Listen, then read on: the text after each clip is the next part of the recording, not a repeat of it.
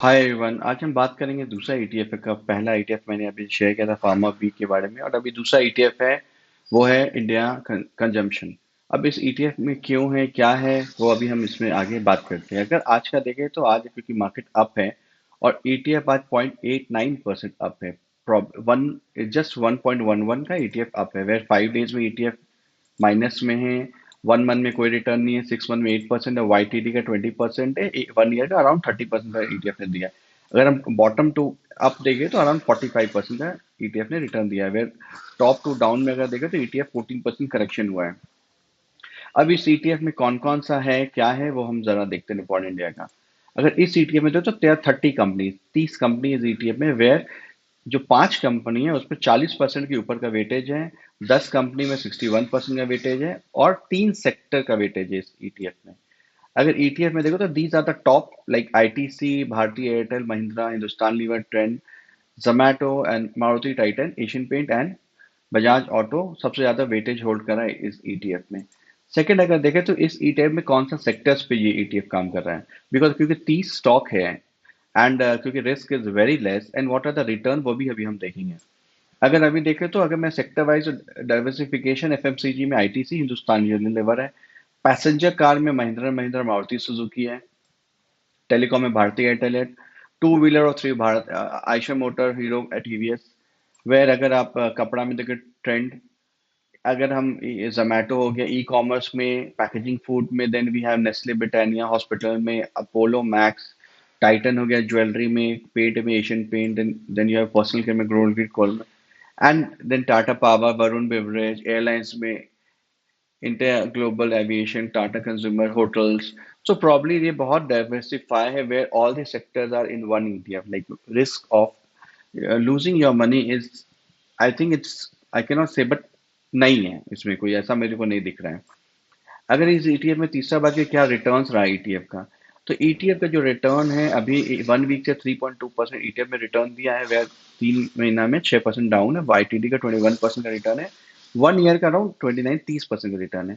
और 2 साल में 53 एंड 3 साल में, अगर उसको एनुअलाइज देखें कंपाउंड इंटरेस्ट के हिसाब से, तो 1 साल में 30%, 2 साल में 29-23% का एनुअल रिटर्न दिया। Not bad, it is very good. Where अगर हम इसका 5 साल का देखें तो 25% अराउंड इसका 24.65 का एनुअल रिटर्न है। मतलब हर 4 साल में पैसा डबल कर रहा है ये ईटीएफ आपका।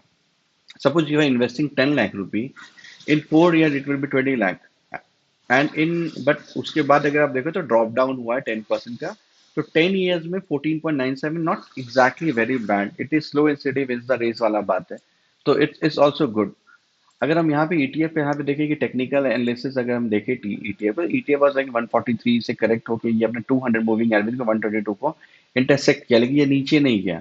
अभी क्योंकि यहाँ से मार्केट एक अप ट्रेंड पे, तो ईटीएफ को पुल अप करके ऊपर के ट्रेंड पे लेके, लेकिन ईटीएफ अगर देखा जाए तो एक बार ईटीएफ अप, बाकी करेक्शन हुआ, फिर अभी ईटीएफ का जो 50 डेज मूविंग एवरेज है 128 है, और अभी ₹2 का अंतर आ रहा है ईटीएफ में।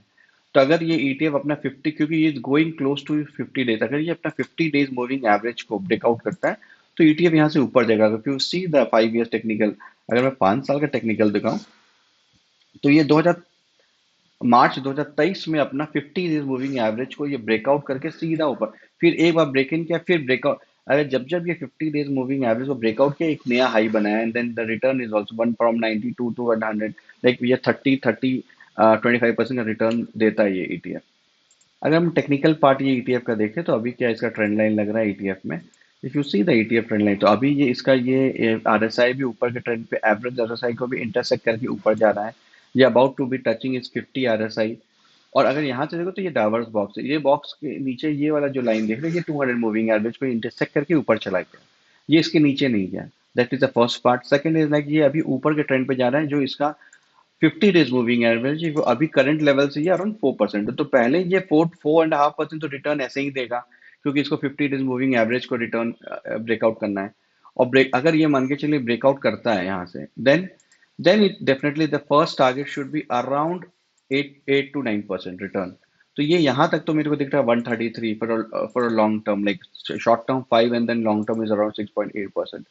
तो very very nice ETF, investment in your own decision, just study purpose के लिए मैं बता रहा हूँ कि एक ईटीएफ है जो आप अपने चेकलिस्ट पे रख सकते हैं। You can analyse this ETF because all the good company diversified portfolio है।